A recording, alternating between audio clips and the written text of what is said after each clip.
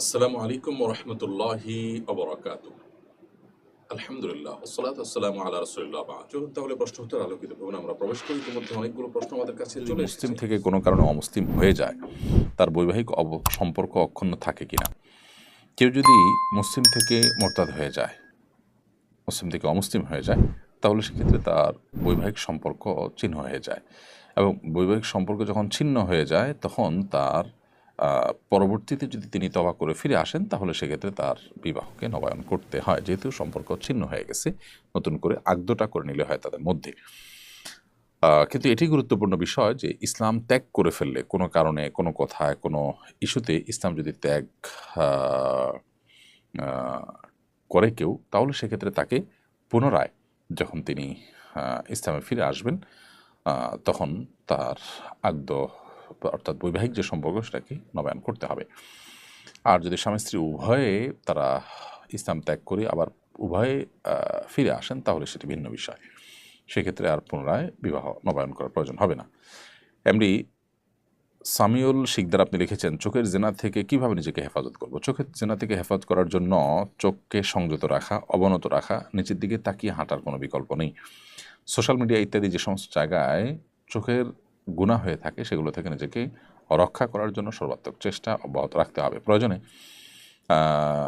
Smartphone বা social মিডিয়ার ব্যবহার সেটিকে সীমিত করে ফেলতে হবে বা বন্ধ করে ফেলতে হবে, যদি কেউ নিজেকে নিয়ন্ত্রণ করতে না পারেন। অর্থাৎ এক্ষেত্রে নিজের বিরুদ্ধে নিজের হার্ড ডিসিশনে যেতে হবে। সেই সাথে আল্লাহ সুবহানাহু ওয়া তাআলার সাহায্য তো চাইবেনই। আপনি চোখের গুনাহ থেকে বাঁচার জন্য আরও একটি যে কাজ করতে পারেন, তা হলো আপনি অবিবাহিত হয়ে থাকলে বিবাহের উদ্যোগ নিতে পারেন। কারণ নবী করিম সাল্লাল্লাহু আলাইহি ওয়াসাল্লাম বিবাহের উপকারিতা বর্ণনা করতে গিয়ে বলেছেন, ফাইন্নাহু আগাদ্দু লিল বাসারি ওয়া আহসানু লিল ফরজ। কারণ বিবাহ করলে সেটি চোখকে, দৃষ্টিকে সংযত রাখতে সহায়ক হয় এবং সেই সাথে নিজের ইজ্জত, সম্ভ্রম, লজ্জাস্থানকেও সংযত রাখতে সহায়ক ভূমিকা পালন করে। এজন্য চোখের জেনা থেকে বাঁচার জন্য বিবাহের উদ্যোগ নেওয়া যেতে পারে। আমার এক আত্মীয়ার স্বামী মারা গেছেন। তিনি সাধারণত তার পাকা চুলে মেহেদি ব্যবহার করেন। তিনি কি ইদ্যত অবস্থায় চুলে মেহেদি ব্যবহার করতে পারবেন? আপনার যে আত্মীয়ার স্বামী মারা গেছেন, তিনি সাধারণত পাকা চুলে মেহেদি সাধারণ সময়ে ব্যবহার করলেও তার স্বামী মারা যাওয়ার পর, যেহেতু তিনি নারী, তার স্বামী মারা যাওয়ার পর 4 মাস 10 দিন তাকে ইদ্যত পালন করতে হবে। এই স্বামী হারা স্ত্রীর ইদ্যত চলাকালীন সময় তিনি সাজগোজ বর্জন করতে হবে। সাজগোজ তিনি করতে পারবেন না।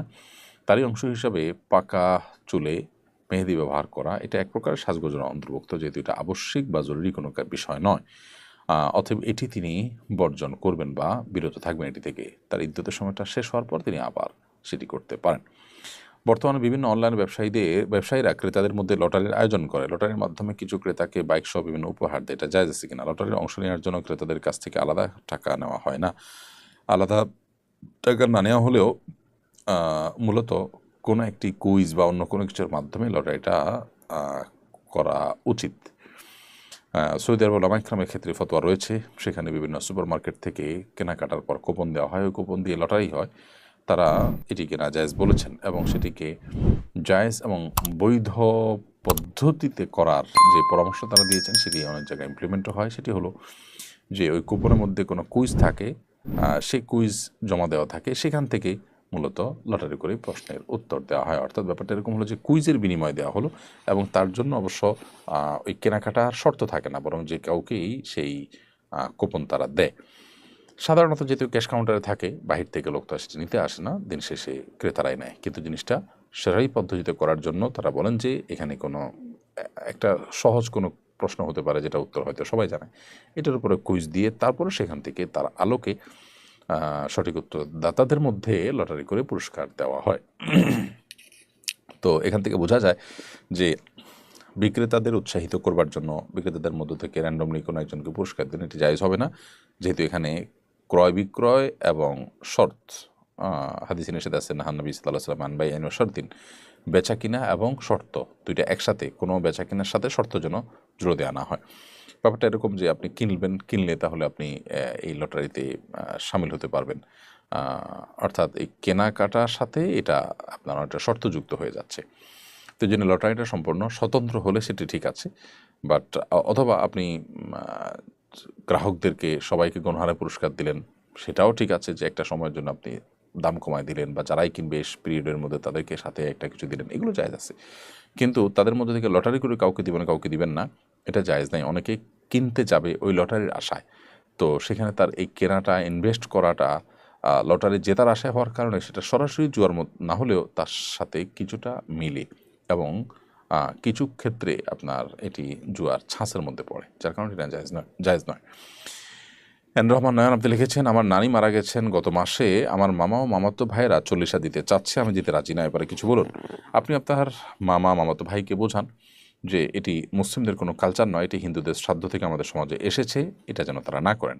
তারপরে যদি তারা করে, তারা আল্লাহর কাছে দায়ী থাকবেন, তবে আপনার সেখানে সহযোগিতা যেন না থাকে, আপনি নিজেকে সেখান থেকে গুটিয়ে রাখবেন।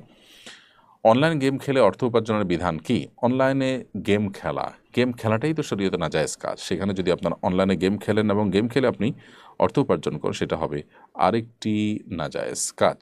অতএব কোন অবস্থাতে গেম খেলাটাই যেখানে জায়েজ নাই, সেখানে গেম খেলে আবার অর্থ উপার্জন করবেন, এটা জায়েজ হবে না, হালাল হবে না। অতএব এই ব্যাপারটিতে আমাদের সতর্ক থাকতে হবে। এরপর প্রশ্ন হলো, পারভেজ হোসাইন আপনি লিখেছেন, আমি শুনেছি কাপড়ে বীর্য লেগে যখন তা শুকিয়ে যায় তখন কাপড় পবিত্র হয়, এটা কি সঠিক?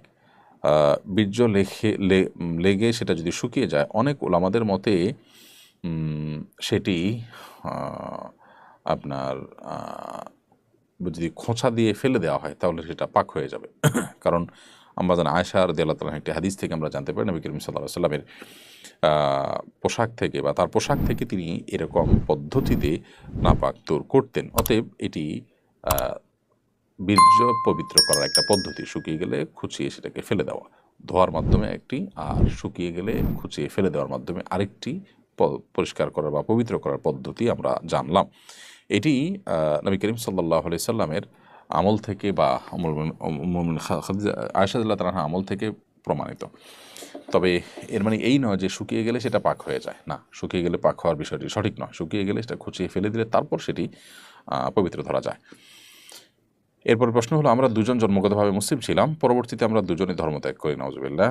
তারপরে আমরা ব্রিটিশ আইন অনুযায়ী বিয়ে করেছি, যেহেতু আমরা তখন মুসলিম ছিলাম না, সেহেতু আমাদের বিয়ে ইসলামিক রীতি অনুযায়ী হয়নি। 2 বছর পর আমার স্বামী ইসলাম গ্রহণ করেন, এর কয়েক মাস পর আমি ইসলাম গ্রহণ করি। প্রশ্ন হলো, আমাদের বিয়ে কি বৈধ হয়েছে? যদি তা না হয় তাহলে এখন আমাদের করণীয় কি? দেখুন, স্বামী স্ত্রী উভয় অমুসলিম থাকা অবস্থায় বিয়ে হয়েছে, এরপর তারা ইসলাম গ্রহণ করেছেন, এরকম হলে তাদের বিবাহ নবায়ন করতে হয় না। তাদের সে বিবাহ আগের যে বিবাহ সেটার উপরে থাকে। কিন্তু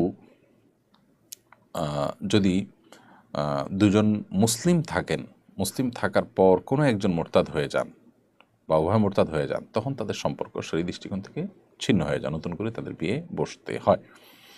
দুজন অমুসলিম ছিলেন, অমুসলিম অবস্থা বিয়ে হয়েছে, এখন মুসলমান হয়েছেন, তাহলে সেক্ষেত্রে বিয়ে নবায়ন করতে হবে না যদি উভয়ে মুসলমান হন নতুন করে। এবং